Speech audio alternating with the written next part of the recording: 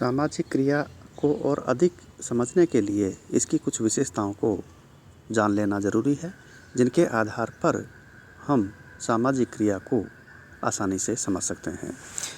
Weber ने सामाजिक क्रिया की कुछ विशेषताएं बताई है, जिनमें पहली है सामाजिक क्रिया दूसरे व्यक्तियों के भूतकाल, वर्तमान या भावी व्यवहार द्वारा प्रभावित हो सकती है। यानी कि कोई व्यक्ति भूतकाल में उसे दी गई गाली का बदला लेने के लिए अपने शत्रु के साथ मारपीट करता है, तो उसकी यह क्रिया सामाजिक क्रिया कहलाएगी।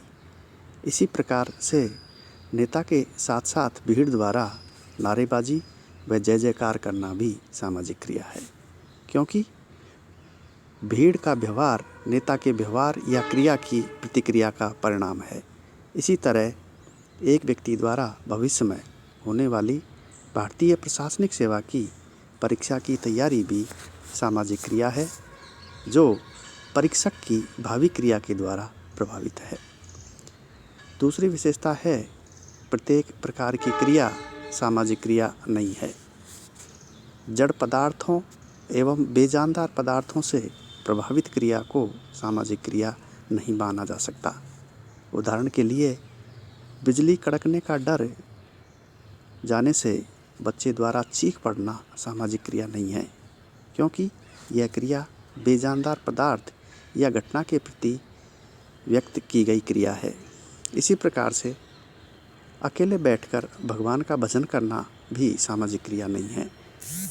इसके स्थान पर यदि पुरोहित द्वारा मंत्रोच्चारण करने पर यजमान द्वारा यज्ञ में आहुति दी जाती है अथवा मूर्ति पर फूल, कुमकुम, चावल या सुपारी आदि चढ़ाए जाते हैं, तो ये सामाजिक क्रिया है, क्योंकि यजमान का व्यवहार पुरोहित के व्यवहार से प्रभावित है। तीसरी विशेषता है मनुष्य का प्रत्येक प्रकार का संपर्क भी सामाजिक क्रिया नहीं होता। इसे उसी सीमा तक सामाजिक कहा जाएगा जहाँ तक कर्ता का व्यवहार दूसरों के व्यवहार से अर्थपूर्ण रूप से संबंधित और प्रभावित हो। उदाहरण के रूप में यदि सड़क पर दो साइकिल सवार टकरा जाते हैं और बिना एक दूसरे को कुछ कहे चल देते हैं, तो ये सामाजिक क्रिया नहीं है।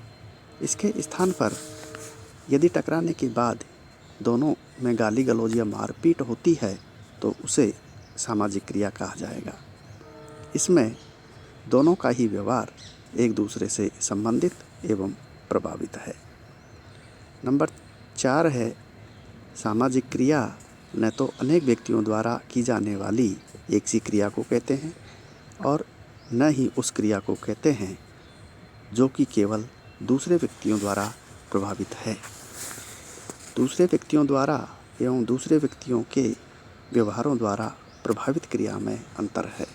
उदाहरण के लिए सड़क पर कुछ व्यक्ति जा रहे हैं और यदि वर्षा आने पर सभी व्यक्ति अपना अपना छाता लगा लेते हैं, तो उनकी यह क्रिया सामाजिक क्रिया नहीं कहलाएगी। इसका कारण यह है कि छाता लगाने की क्रिया का एक दूसरे व्यक्तियों की क्रिया से कोई संबंध नहीं होकर वर्षा से संबंध है। इसी प्रकार से दूसरे व्यक्तियों की क्रियाओं का अनुसरण भी सामाजिक क्रिया नहीं है, जब तक कि दूसरे व्यक्ति या व्यक्तियों की क्रिया से अर्थपूर्ण रूप से प्रभावित न हो। एक व्यक्ति को एक रास्ते से जाते हुए देखकर यदि दूसरा व्यक्ति भी उसी रास्ते से जाता है, तो उसका ऐसा करना सामाजिक क्रिया नहीं है। इसके विपरीत अध्यापक के ड्रिल करने के साथ साथ यदि छात्रों द्वारा उसका अनुसरण किया जाता है, तो यह सामाजिक क्रिया है, क्योंकि यह अध्यापक की क्रिया से अर्थपूर्ण रूप से संबंधित है।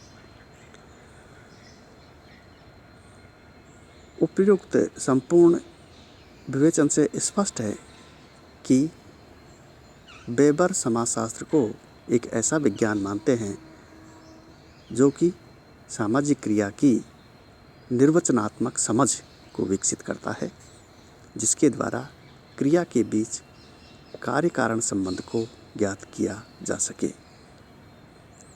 धन्यवाद।